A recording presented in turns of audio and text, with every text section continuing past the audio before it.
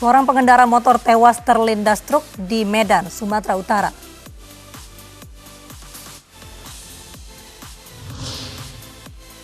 Polisi bentuk tim gabungan untuk memburu para pembegal yang menewaskan seorang remaja di Bekasi, Jawa Barat. Polda Metro Jaya membuka pos pelayanan tes rapid antigen gratis di stasiun Pasar Senen.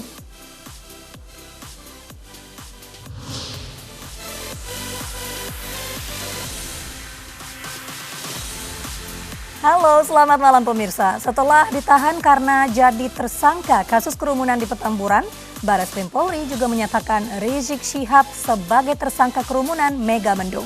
Bersama saya, Mirva Suri, inilah iNews Malam selengkapnya untuk Anda.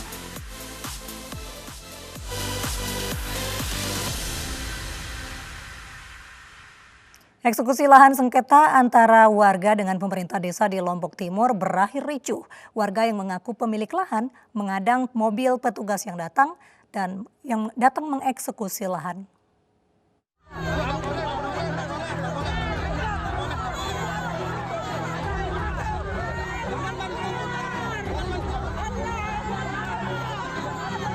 Eksekusi lahan sengketa antara warga dengan pemerintah desa di Lombok Timur ricuh.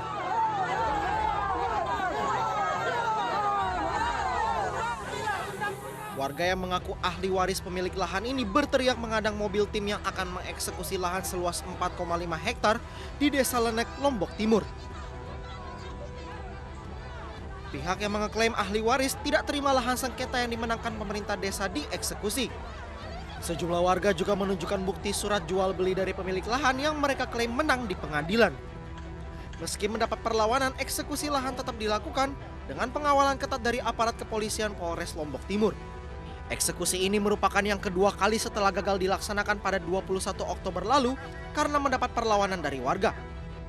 Saya dengan ini menyerahkan tanah objek sengketa sebagaimana saya sebutkan tadi kepada pihak pemohon eksekusi pembelian sebagai pemilik yang sah pada hari ini juga. Sebelumnya lahan persawahan ini diperkarakan oleh Gunawan yang melawan pemerintah desa sejak tahun 2014. Namun di tingkat pertama dimenangkan pemerintah desa, sedangkan di tingkat banding dan kasasi Gunawan menang hingga lahan sengketa sempat dieksekusi. Pemerintah desa kemudian meninjau kembali dan menang hingga putusan eksekusi keluar tahun 2019 lalu. Dari Lombok Timur, Nusa Tenggara Barat, Ramli Nurawang, iNews melaporkan. Tidak kuat menanjak, sebuah truk kontainer terguling di Jalan Tol Purbalenyi, Purwakarta, Jawa Barat. Akibatnya arus lalu lintas dari arah Jakarta menuju Bandung pun macet.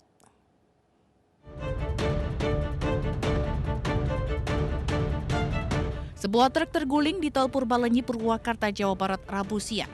Truk terbalik dengan posisi melintang di tengah jalan sehingga menutup jalur tol kilometer 91. Boks kontainer terlepas dari badan kontainer. Menurut Kepala PRJ Induk Tol Cipularang, AKP Stanley Soselisa, truk alami kerusakan dan dihentikan petugas. Namun sopir truk tidak mengindahkan hingga akhirnya mundur dan terbalik saat akan melewati tanjakan. Sopir truk kabur usai kejadian. Ternyata super truk ini paksakan diri untuk jalan. Nah, informasi dari pengguna jalan bahwa ketika sampai di KM 92 ini lost control, artinya dia mundur ke belakang menurut keterangan dari super bus, sehingga menabraklah bariel yang di tengah. Akibat peristiwa ini kemacetan mengular hingga 4 km. Ribuan kendaraan terjebak macet dari arah Jakarta menuju Bandung. Petugas terus berjibaku mengurai kemacetan sambil mengevakuasi truk kontainer yang terguling di tengah jalan. Dari Purwakarta, Jawa Barat, Irwan, iNews melaporkan. Pengendara motor tewas terlindas truk di Jalan Setiabudi, Medan, Sumatera Utara. Pengendara terlindas saat nekat dan gagal menyalip truk.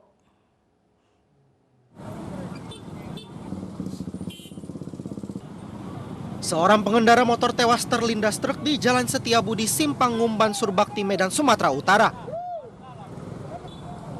Pengendara motor ini datang dari arah Simpang Pemda menuju Jalan Setiabudi. Diduga hendak menyalip truk ke arah Jalan Gagak Hitam, namun aksinya gagal sehingga jatuh dan terlindas. Sementara polisi hingga kini masih menyelidiki identitas korban. Korban merupakan seorang wanita diduga berusia 30 tahun. Sementara seperti yang kita lihat tadi ya, setelah kita cek TKP, ada itu satu orang korban terjepit di roda belakang sebelah kanan mobil truk tronton tadi ya, truk tronton. Namun ini semua masih dalam penyelidikan. Korban jelas seperti yang kita lihat tadi sudah meninggal dunia ya. Jasad korban kecelakaan dievakuasi ke Rumah Sakit Bina Kasih Medan, sementara supir truk diamankan ke Pos Lantas Polsek Sunggal. Dari Medan, Sumatera Utara, Ahmad Ridwan Nasution, iNews melaporkan. Seorang pencari belut di Ngawi, Jawa Timur tewas terlilit jebakan tikus beraliran listrik. Korban ditemukan dini hari tadi oleh warga sekitar.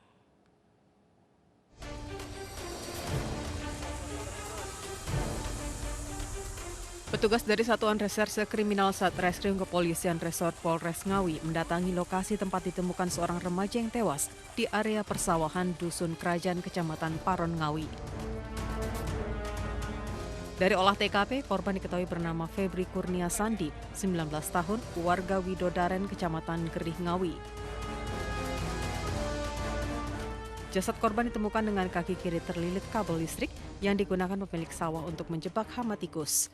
Diduga korban tersengat kabel listrik saat sedang mencari belut di sawah. Itu ya waktu ngecek ini kan itu listrik saya matiin, saya puterin, saya cek, ternyata ada orang setrum di sini juga nggak tahu saya. Itu memang untuk jebakan tikus atau gimana itu, Pak? Untuk jebakan tikus. Usai olah TKP, polisi kemudian mengevakuasi jasad korban ke Puskesmas Paron untuk dilakukan visum. Polisi juga menyita kawat yang digunakan untuk aliran listrik jebakan tikus. Dari Kabupaten Ngawi, Asfi Manar, iNews melaporkan. Diduga karena tiang penyangga patah, sebuah baliho besar roboh dan melintang di tengah jalan Solo Boyolali, Jawa Tengah. Akibat kejadian ini, arus lalu lintas sempat macet hingga 1 kilometer.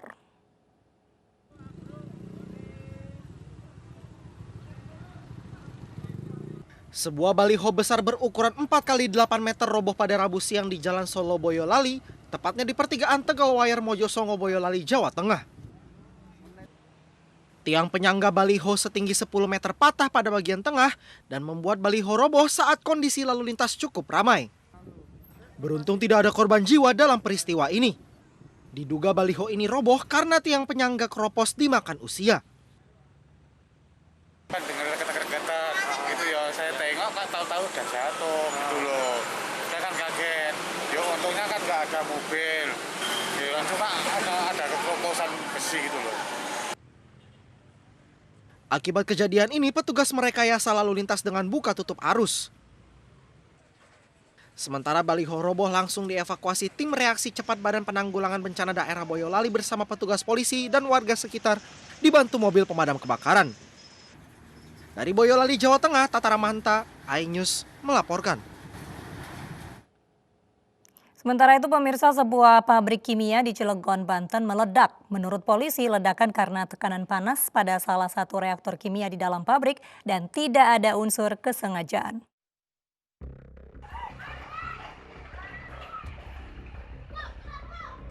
Polisi memastikan ledakan yang terjadi di pabrik kimia Cilegon, Banten kemarin bukan karena sabotase atau unsur kesengajaan. Berdasarkan hasil investigasi, ledakan diakibatkan oleh tekanan panas pada salah satu reaktor kimia di dalam pabrik. Polisi juga telah memeriksa 4 orang saksi terkait kejadian ini. Peristiwa peledakan bukan peristiwa terorisme, bukan peledakan bom, tetapi hanya kecelakaan alat produksi yang diakibatkan oleh panas tekanan tinggi yang tidak terkendali. Masih dilakukan penyelidikan lebih mendalam secara spesifik dan akan didatangkan lapor dari Jakarta untuk memastikan sebab-sebab kenapa meledak tabung tersebut. Dalam kejadian itu, 2 orang menjadi korban lantaran mengalami keracunan. Namun saat ini kondisinya telah pulih. Ledakan di pabrik kimia kini ditangani Satreskrim Polres Cilegon yang bekerja sama dengan tim Puslap 4 Mabes Polri untuk melakukan investigasi mengenai kejadian ini. Dari Cilegon, Banten, Iskandar Nasution, iNews melaporkan. Kita beralih ke informasi, polisi menangkap dokter gadungan di sebuah rumah indekos di kawasan Cempaka Putih, Jakarta. Dokter gadungan ini menipu sejumlah korbannya yang rata-rata wanita melalui aplikasi layanan pencarian sosial.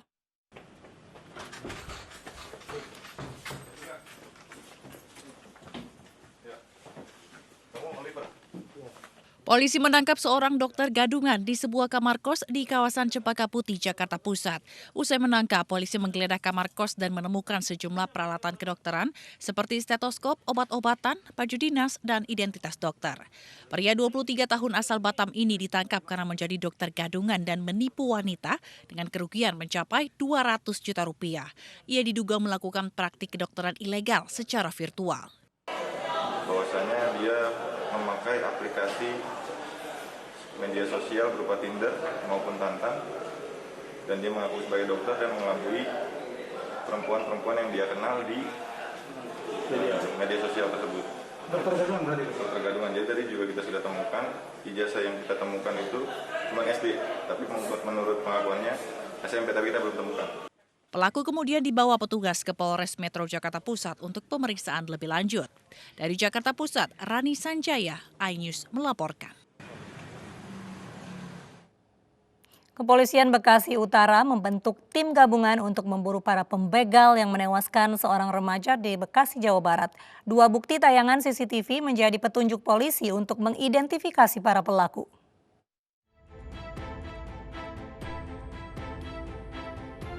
Pihak kepolisian Polsek Bekasi Utara membentuk tim khusus gabungan dari Polsek Bekasi Utara dan Polres Metro Bekasi Kota serta Polda Metro Jaya untuk mengungkap kasus tewasnya Andika Putra Prananda. Polisi juga telah mengumpulkan dan mendalami bukti CCTV di lokasi kejadian untuk mengidentifikasi para pelaku. Total ada 2 CCTV yang dikumpulkan. Saksi-saksi di lokasi kejadian juga sudah dimintai keterangan.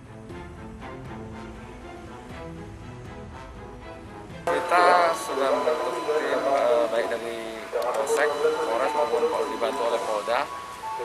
Sementara ini sedang berjalan penyelidikan.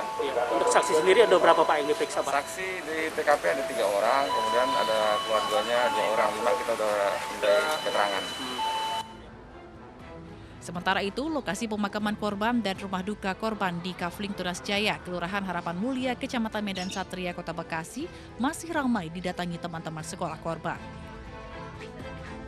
Andika Putra Prananda menjadi korban kawanan begal saat melintas di Jalan Raya Perjuangan, Teluk Pucung, Bekasi Utara, Kota Bekasi, usai ke rumah temannya di wilayah Tambun Utara pada Senin dini hari.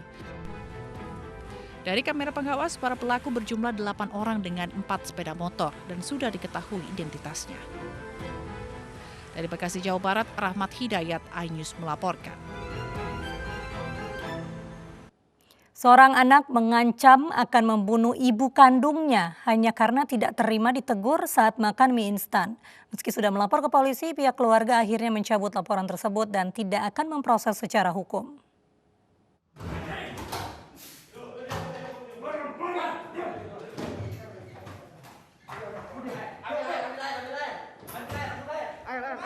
Polisi berusaha menangkap seorang pemuda yang mengancam akan membunuh ibu kandungnya. Penangkapan berlangsung dramatis di Gading Serpong, Kelapa II, Kabupaten Tangerang, Banten. Pelaku bernama Immanuel terus mengamuk hingga polisi melepaskan tembakan gas air mata. Polisi menangkap pelaku setelah mengancam membunuh ibu dan adik kandungnya. Pelaku tidak terima ditegur hanya karena makan mie instan. Ya, ketika makan mie ditegur sama ibunya, jangan makan terus. Pelaku ini langsung emosi dan mengatakan, kamu siapa? Dan disitulah emosinya langsung menggebu-gebu, mengambil pisau dan langsung mengejar ibunya sambil mengancam akan saya bunuh. Dan ibunya lari keluar dari rumah, menyelamatkan diri, kemudian adiknya bersembunyi mengamankan diri di kamarnya. Meski sempat berurusan dengan polisi, pihak keluarga memutuskan mencabut laporan dan tidak akan memproses secara hukum atas kejadian ini. Keluarga juga akan memeriksa kejiwaan pelaku. Dari Tangerang Selatan, Banten, Nunung Purnomo, iNews melaporkan.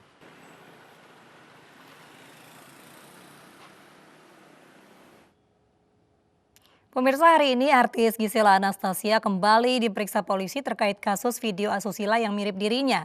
Gisel diperiksa sebagai saksi. Didampingi pengacara, artis Gisela Anastasia keluar dari Mapolda Metro Jaya usai diperiksa sejak pagi tadi. Ini merupakan pemeriksaan kedua Gisel sebagai saksi. Penyidik menggali hasil forensik video asusila berdurasi 19 detik tersebut. Dalam kasus ini, polisi menetapkan 2 orang tersangka karena diduga menyebarkan video asusila mirip Gisel. Biasanya, terus sekarang udah selesai ya. Nah, tadi ada berita acara pemeriksaan tambahan. Tambahan aja gitu.